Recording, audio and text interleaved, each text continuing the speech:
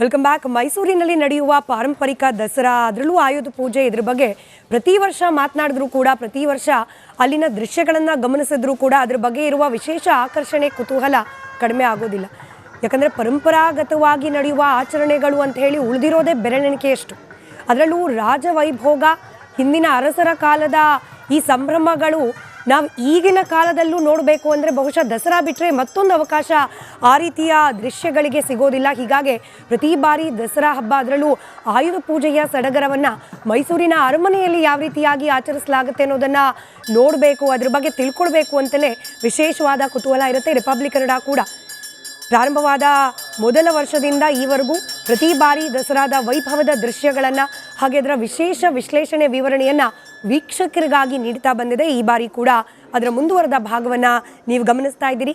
ಅದರಲ್ಲೂ ಈಗೇನು ದೃಶ್ಯದಲ್ಲಿ ಗಮನಿಸ್ತಾ ಇದ್ದೀರಿ, ಕಾಡು ಸೋಮೇಶ್ವರ ದೇಗುಲದಲ್ಲಿ ಪಟ್ಟದ ಆಯುಧಗಳಿಗೆ, ಕತ್ತಿ ಸೇರಿದಂತೆ ಇತರೆ ಆಯುಧಗಳಿಗೆ ವಿಶೇಷವಾದ ಪೂಜೆಯನ್ನು ಸಲ್ಲಿಕೆ ಮಾಡಲಾಗ್ತಾ ಇರುವ ದೃಶ್ಯಗಳು, ಇದನ್ನು ಒಳಗೊಂಡಂತೆ ಈ ಆಯುಧ ಪೂಜೆಯ ಆಚರಣೆ ಮೈಸೂರು ರಾಜವಂಶಸ್ಥರು ಪ್ರಾರಂಭ ಮಾಡಿದ್ದು ಯಾವ ಸಂದರ್ಭದಲ್ಲಿ, ಯಾವ ರೀತಿಯಾಗಿ ಈ ಆಚರಣೆ ಮುಂದುವರ್ಕೊಂಡು ಬಂದಿದೆ, ಇದರ ಐತಿಹಾಸಿಕ ಹಾಗೆ ಪುರಾಣ ಹಿನ್ನೆಲೆಗಳೇನು, ಇದೆಲ್ಲದರ ವಿವರಣೆಯನ್ನು ರಿಪಬ್ಲಿಕ್ ಕನ್ನಡದ ಮೂಲಕ ನಿಮ್ಮವರೆಗೂ ತಲುಪಿಸಲಿಕ್ಕೆ ನಮ್ಮ ಸ್ಟುಡಿಯೋದಲ್ಲಿ ವಿಶೇಷ ಅತಿಥಿಯೊಬ್ಬರು ಜಾಯ್ನ್ ಆಗಿದ್ದಾರೆ.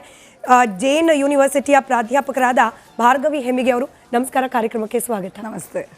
ಆಯುಧ ಪೂಜೆ ಅಂದ್ರೇ ನೆನಪಾಗೋದು ಮೈಸೂರಿನ ಅರಮನೆ, ಅಲ್ಲಿನ ಸಡಗರ ಸಂಭ್ರಮದ ಪೂಜೆ ಪುನಸ್ಕಾರದ ದೃಶ್ಯಗಳು. ಆದರೆ ಇದಕ್ಕೆ ಪುರಾಣ ಪ್ರಸಿದ್ಧ ಹಿನ್ನೆಲೆ ಕೂಡ ಇದೆ. ಬಹುಶಃ ಅಲ್ಲಿಂದ ಪ್ರಾರಂಭ ಮಾಡ್ಬೋದಾ ಆಯುಧ ಪೂಜೆಯ ವಿಶೇಷತೆಯ ವಿವರಣೆಯನ್ನು? ನನಗೆ ತಿಳಿದಿರೋ ಮಟ್ಟಿಗೆ ಐ ಹ್ಯಾವ್ ರೆಫರ್ಡ್ ಟು ನಾನೊಂದು 3 ಗ್ರಂಥಗಳನ್ನ ಓದಿದ್ದೀನಿ. ಮತ್ತು ವಿಶೇಷವಾಗಿ ಶ್ರೀಧರ್ ಅರಸು ಅಂತ ಅರಸು ಧ್ವನಿ ಅಂತ ಒಂದು ತೊಗೊಂಡು ಬರ್ತಾ ಇರ್ತಾರೆ. ಅದರಲ್ಲೂ ಅವರು ವಿವರವಾಗಿ ಪ್ರತಿ ಸಲನೂ ಕೊಡ್ತಿರ್ತಾರೆ. ಅದರದ್ದೊಂದನ್ನು ನಾನು ಅದರದ್ದೊಂದು ಸಬ್ಸ್ಕ್ರೈಬರ್, ಮತ್ತು ಅವ್ರ ಜೊತೆನೂ ಡಿಸ್ಕಷನ್ ಮಾಡ್ತಿರ್ತೀನಿ. ಹಾಗೆ ನಾನು ತಿಳಿದಿರೋ ಹಾಗೆ ಇದರ ಒಂದು origin we can say goes to Mahabharata. ಮಹಾಭಾರತದಲ್ಲಿ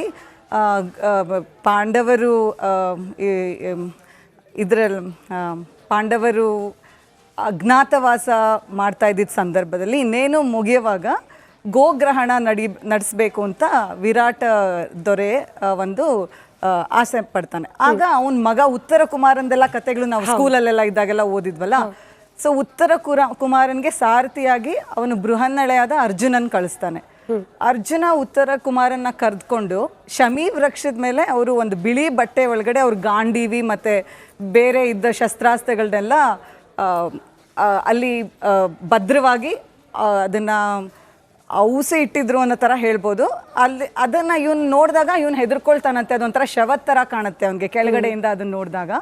ಆಗ ಅವನಿದ್ದವನು ನಾನು ಅದನ್ನು ಮುಟ್ಟಲ್ಲ ಅಂದಾಗ ಅರ್ಜುನನೇ ಅದನ್ನು ಇಳಿಸಿ ಮೊದಲು ಅದಕ್ಕೆ ಪೂಜೆ ಮಾಡಿದ ಒಂದು ಉಲ್ಲೇಖನೆ ಮಹಾಭಾರತದಲ್ಲಿದೆ. ಸೊ ಆಯುಧಕ್ಕೆ ಪೂಜೆ ಮಾಡೋದು ಬನ್ನಿ ವೃಕ್ಷದ ಕೆಳಗಡೆ ಅರ್ಜುನ ಉತ್ತರ ಕುಮಾರನ ಜೊತೆ, ಆಮೇಲೆ ಹೋಗಿ ಅವನದನ್ನ ಗೆದ್ಕೊಂಬಂದಿದ್ದ ಕತೆ ಎಲ್ಲ ನಮಗೆ ಗೊತ್ತು. ಅಲ್ಲಿಂದ ಶುರುವಾಗಿದೆ. ಆದರೆ ಮೈಸೂರಲ್ಲಿ ಬನ್ನಿ ವೃಕ್ಷಕ್ಕೆ ಮಾಡೋದು ಪೂಜೆ ನಾಳೆ, ಅಂದ್ರೆ ವಿಜಯದಶಮಿ ದಿನ, ಇವತ್ತು ಮಾಡೋದಿಲ್ಲ. ಬನ್ನಿ ಮರನ ಅಗ್ನಿಗರ್ಭ ಅಂತ ಹೇಳ್ತಾರೆ ಅಂತ, ಅದನ್ನ ಯಾರು ಮುಟ್ಟಲ್ಲ ಅಂತ ಅಂದ್ಬಿಟ್ಟು ಅದ್ರ ಮೇಲೆ ಶಸ್ತ್ರಾಸ್ತ್ರನ ಶಮಿ ವೃಕ್ಷದಲ್ಲಿ ಪಾಂಡವರು ಇಟ್ಟಿದ್ರು ಅಂತ ಅದೊಂದು ಕತೆ. ಇಲ್ಲಿ ಮೈಸೂರಲ್ಲಿ ಏನು ಅಂತಂದ್ರೆ ಇವತ್ತು ನಾವಲ್ಲಿ ನೋಡ್ಬೋದು, ರಾಜ ಪ್ರತ್ಯಕ್ಷ ದೇವತಾ ಅಂತ ಹೇಳ್ತಾ ಇದ್ರು. ಅಂದರೆ ವಿಷ್ಣು ಸ್ವರೂಪ, ಅವನು ಇಂದ್ರನ್ ಸ್ವರೂಪ ಅಂತ ಒಂದು ಪರಿಕಲ್ಪನೆ ಮಾಡಿಕೊಂಡು ಅವ್ರಿಗೆ ಪಟ್ಟಾಭಿಷಿಕ್ತ ಆಗಿರೋ ಮಹಾರಾಜನ್ಗೆ ಇಂದ್ರನ್ಗೆ ಯಾವ್ಯಾವ ಥರ ಇತ್ತು, ಐರಾವತ ಇರ್ಬೋದು, ಇಂದ್ರನ ಐರಾವತ ಅಂದರೆ ಇಂದ್ರನ ಆನೆ ಐರಾವತ, ಮತ್ತು ಇಂದ್ರನ ಕುದುರೆ ಉಚ್ಚಸ್ರವ, ಆಮೇಲೆ ಕಾಮಧೇನು.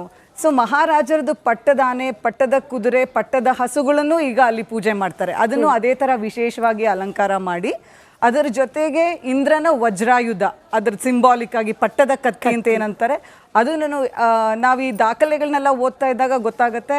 ಅವುಗಳನ್ನ ಈಗ ಕೋಡಿ ಸೋಮೇಶ್ವರ ದೇವಸ್ಥಾನದ ಹತ್ರ ಹೋಗಿ ದೊಡ್ಡ ಕೆರೆ ಹತ್ರ ಅವಕ್ಕೆ ಆಯುಧಗಳನ್ನು ಒಂದು ದೇವತಾ ಸ್ವರೂಪ ಅಂದ್ಕೊಂಡು ಅವಕ್ಕೆ ಅಭ್ಯಂಜನ, ಅಂದರೆ ತೈಲ ಅಭ್ಯಂಜನ, ಅಭಿಷೇಕ, ಅದಕ್ಕೆ ನೈವೇದ್ಯ ಎಲ್ಲ ಮಾಡಿ ವಿದ್ಯುಕ್ತವಾಗಿ ಪ್ರೊಸೆಷನ್ ಮೂಲಕ ಕೋಟೆ ಬೀದಿಗಳೆಲ್ಲ ಕರೆದುಕೊಂಡು ಬಂದು ಆಮೇಲೆ ಇಟ್ಟು ಅಲ್ಲಿ ಪೂಜೆ ಮಾಡ್ತಾ ಇರೋದು.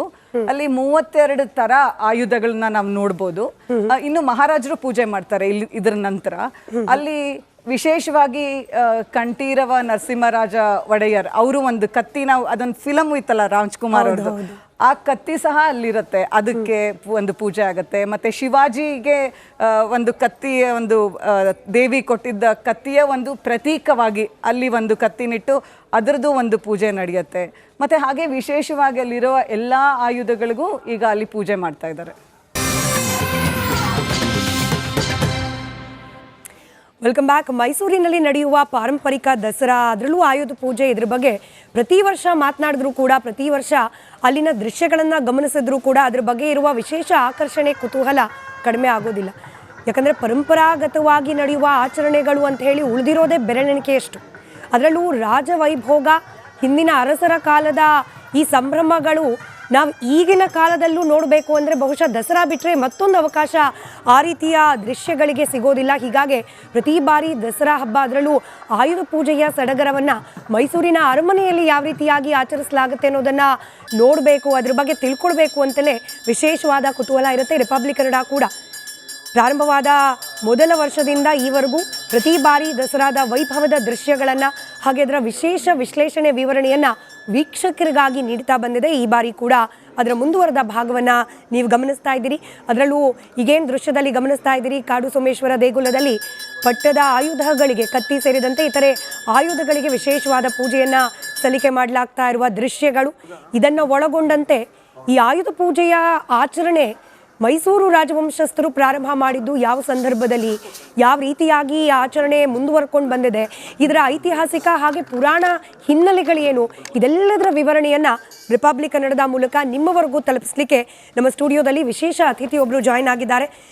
ಜೈನ್ ಯೂನಿವರ್ಸಿಟಿಯ ಪ್ರಾಧ್ಯಾಪಕರಾದ ಭಾರ್ಗವಿ ಹೆಮ್ಮಿಗೆ ಅವರು. ನಮಸ್ಕಾರ, ಕಾರ್ಯಕ್ರಮಕ್ಕೆ ಸ್ವಾಗತ. ನಮಸ್ತೆ. ಆಯುಧ ಪೂಜೆ ಅಂದ್ರೇ ನೆನಪಾಗೋದು ಮೈಸೂರಿನ ಅರಮನೆ, ಅಲ್ಲಿನ ಸಡಗರ ಸಂಭ್ರಮದ ಪೂಜೆ ಪುನಸ್ಕಾರದ ದೃಶ್ಯಗಳು. ಆದರೆ ಇದಕ್ಕೆ ಪುರಾಣ ಪ್ರಸಿದ್ಧ ಹಿನ್ನೆಲೆ ಕೂಡ ಇದೆ. ಬಹುಶಃ ಅಲ್ಲಿಂದ ಪ್ರಾರಂಭ ಮಾಡ್ಬೋದಾ ಆಯುಧ ಪೂಜೆಯ ವಿಶೇಷತೆಯ ವಿವರಣೆಯನ್ನು? ನನಗೆ ತಿಳಿದಿರೋ ಮಟ್ಟಿಗೆ ಐ ಹ್ಯಾವ್ ರೆಫರ್ಡ್ ಟು ನಾನೊಂದು 3 ಗ್ರಂಥಗಳನ್ನ ಓದಿದ್ದೀನಿ. ಮತ್ತು ವಿಶೇಷವಾಗಿ ಶ್ರೀಧರ್ ಅರಸು ಅಂತ ಅರಸು ಧ್ವನಿ ಅಂತ ಒಂದು ತಗೊಂಡು ಬರ್ತಾ ಇರ್ತಾರೆ. ಅದರಲ್ಲೂ ಅವರು ವಿವರವಾಗಿ ಪ್ರತಿ ಸಲನೂ ಕೊಡ್ತಿರ್ತಾರೆ. ಅದರದ್ದೊಂದನ್ನು ನಾನು ಅದರದ್ದೊಂದು ಸಬ್ಸ್ಕ್ರೈಬರ್, ಮತ್ತು ಅವ್ರ ಜೊತೆನೂ ಡಿಸ್ಕಷನ್ ಮಾಡ್ತಿರ್ತೀನಿ. ಹಾಗೆ ನಾನು ತಿಳಿದಿರೋ ಹಾಗೆ ಇದರ ಒಂದು origin we can say goes to Mahabharata. ಮಹಾಭಾರತದಲ್ಲಿ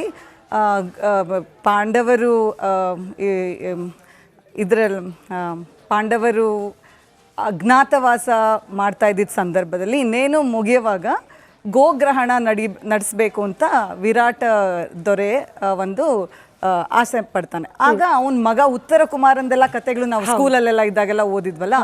ಸೊ ಉತ್ತರ ಕುಮಾರನ್ಗೆ ಸಾರಥಿಯಾಗಿ ಅವನು ಬೃಹನ್ನಳೆಯಾದ ಅರ್ಜುನನ್ ಕಳಿಸ್ತಾನೆ. ಅರ್ಜುನ ಉತ್ತರ ಕುಮಾರನ್ನ ಕರೆದುಕೊಂಡು ಶಮಿ ವೃಕ್ಷದ ಮೇಲೆ ಅವರು ಒಂದು ಬಿಳಿ ಬಟ್ಟೆ ಒಳಗಡೆ ಅವ್ರ ಗಾಂಡೀವಿ ಮತ್ತು ಬೇರೆ ಇದ್ದ ಶಸ್ತ್ರಾಸ್ತ್ರಗಳನ್ನೆಲ್ಲ ಅಲ್ಲಿ ಭದ್ರವಾಗಿ ಅದನ್ನು ಔಸಿ ಇಟ್ಟಿದ್ರು ಅನ್ನೋ ಥರ ಹೇಳ್ಬೋದು. ಅಲ್ಲಿ ಅದನ್ನು ಇವನು ನೋಡಿದಾಗ ಇವನು ಹೆದರ್ಕೊಳ್ತಾನಂತೆ. ಅದೊಂಥರ ಶವದ ಥರ ಕಾಣುತ್ತೆ ಅವನಿಗೆ ಕೆಳಗಡೆಯಿಂದ ಅದನ್ನು ನೋಡಿದಾಗ.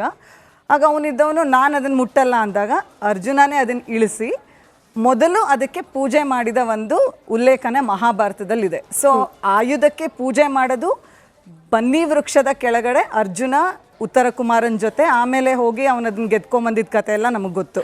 ಅಲ್ಲಿಂದ ಶುರುವಾಗಿದೆ. ಆದರೆ ಮೈಸೂರಲ್ಲಿ ಬನ್ನಿ ವೃಕ್ಷಕ್ಕೆ ಮಾಡೋದು ಪೂಜೆ ನಾಳೆ, ಅಂದ್ರೆ ವಿಜಯದಶಮಿ ದಿನ. ಇವತ್ತು ಮಾಡೋದಿಲ್ಲ. ಬನ್ನಿ ಮರನ ಅಗ್ನಿಗರ್ಭ ಅಂತ ಹೇಳ್ತಾರೆ ಅಂತ, ಅದನ್ನ ಯಾರು ಮುಟ್ಟಲ್ಲ ಅಂತ ಅಂದ್ಬಿಟ್ಟು ಅದ್ರ ಮೇಲೆ ಶಸ್ತ್ರಾಸ್ತ್ರನ ಶಮಿ ವೃಕ್ಷದಲ್ಲಿ ಪಾಂಡವರು ಇಟ್ಟಿದ್ರು ಅಂತ ಅದೊಂದು ಕತೆ. ಇಲ್ಲಿ ಮೈಸೂರಲ್ಲಿ ಏನು ಅಂತಂದ್ರೆ ಇವತ್ತು ನಾವಲ್ಲಿ ನೋಡ್ಬೋದು ರಾಜ ಪ್ರತ್ಯಕ್ಷ ದೇವತಾ ಅಂತ ಹೇಳ್ತಾ ಇದ್ರು. ಅಂದ್ರೆ ವಿಷ್ಣು ಸ್ವರೂಪ, ಅವನು ಇಂದ್ರನ್ ಸ್ವರೂಪ ಅಂತ ಒಂದು ಪರಿಕಲ್ಪನೆ ಮಾಡಿಕೊಂಡು ಅವ್ರಿಗೆ ಪಟ್ಟಾಭಿಷಿಕ್ತ ಆಗಿರೋ ಮಹಾರಾಜನ್ಗೆ ಇಂದ್ರನ್ಗೆ ಯಾವ್ಯಾವ ಥರ ಇತ್ತು, ಐರಾವತ ಇರ್ಬೋದು, ಇಂದ್ರನ ಐರಾವತ ಅಂದ್ರೆ ಇಂದ್ರನ ಆನೆ ಐರಾವತ, ಮತ್ತೆ ಇಂದ್ರನ ಕುದುರೆ ಉಚ್ಚಸ್ರವ, ಆಮೇಲೆ ಕಾಮಧೇನು. ಸೊ ಮಹಾರಾಜರದು ಪಟ್ಟದ ಆನೆ, ಪಟ್ಟದ ಕುದುರೆ, ಪಟ್ಟದ ಹಸುಗಳನ್ನು ಈಗ ಅಲ್ಲಿ ಪೂಜೆ ಮಾಡ್ತಾರೆ. ಅದನ್ನು ಅದೇ ಥರ ವಿಶೇಷವಾಗಿ ಅಲಂಕಾರ ಮಾಡಿ ಅದರ ಜೊತೆಗೆ ಇಂದ್ರನ ವಜ್ರಾಯುಧ, ಅದ್ರ ಸಿಂಬಾಲಿಕ್ ಆಗಿ ಪಟ್ಟದ ಕತ್ತಿ ಅಂತ ಏನಂತಾರೆ ಅದನ್ನು ನಾವು ಈ ದಾಖಲೆಗಳನ್ನೆಲ್ಲ ಓದ್ತಾ ಇದ್ದಾಗ ಗೊತ್ತಾಗುತ್ತೆ. ಅವುಗಳನ್ನ ಈಗ ಕೋಡಿ ಸೋಮೇಶ್ವರ ದೇವಸ್ಥಾನದ ಹತ್ರ ಹೋಗಿ ದೊಡ್ಡ ಕೆರೆ ಹತ್ರ ಅವಕ್ಕೆ ಆಯುಧಗಳನ್ನು ಒಂದು ದೇವತಾ ಸ್ವರೂಪ ಅಂದ್ಕೊಂಡು ಅವಕ್ಕೆ ಅಭ್ಯಂಜನ ಅಂದರೆ ತೈಲ ಅಭ್ಯಂಜನ, ಅಭಿಷೇಕ, ಅದಕ್ಕೆ ನೈವೇದ್ಯ ಎಲ್ಲ ಮಾಡಿ ವಿದ್ಯುಕ್ತವಾಗಿ ಪ್ರೊಸೆಷನ್ ಮೂಲಕ ಕೋಟೆ ಬೀದಿಗಳೆಲ್ಲ ಕರೆದುಕೊಂಡು ಬಂದು ಆಮೇಲೆ ಇಟ್ಟು ಅಲ್ಲಿ ಪೂಜೆ ಮಾಡ್ತಾ ಇರೋದು. ಅಲ್ಲಿ 32 ಥರ ಆಯುಧಗಳನ್ನ ನಾವು ನೋಡ್ಬೋದು. ಇನ್ನು ಮಹಾರಾಜರು ಪೂಜೆ ಮಾಡ್ತಾರೆ ಇಲ್ಲಿ. ಇದರ ನಂತರ ಅಲ್ಲಿ ವಿಶೇಷವಾಗಿ ಕಂಠೀರವ ನರಸಿಂಹರಾಜ ಒಡೆಯರ್ ಅವರು ಒಂದು ಕತ್ತಿನ, ಅದೊಂದು ಫಿಲಮ್ ಇತ್ತಲ್ಲ ರಾಜ್ಕುಮಾರ್ ಅವ್ರದ್ದು, ಆ ಕತ್ತಿ ಸಹ ಅಲ್ಲಿರುತ್ತೆ. ಅದಕ್ಕೆ ಒಂದು ಪೂಜೆ ಆಗುತ್ತೆ. ಮತ್ತೆ ಶಿವಾಜಿಗೆ ಒಂದು ಕತ್ತಿಯ ಒಂದು ದೇವಿ ಕೊಟ್ಟಿದ್ದ ಕತ್ತಿಯ ಒಂದು ಪ್ರತೀಕವಾಗಿ ಅಲ್ಲಿ ಒಂದು ಕತ್ತಿನಿಟ್ಟು ಅದರದ್ದು ಒಂದು ಪೂಜೆ ನಡೆಯುತ್ತೆ. ಮತ್ತೆ ಹಾಗೆ ವಿಶೇಷವಾಗಿ ಅಲ್ಲಿರುವ ಎಲ್ಲ ಆಯುಧಗಳಿಗೂ ಈಗ ಅಲ್ಲಿ ಪೂಜೆ ಮಾಡ್ತಾ ಇದ್ದಾರೆ.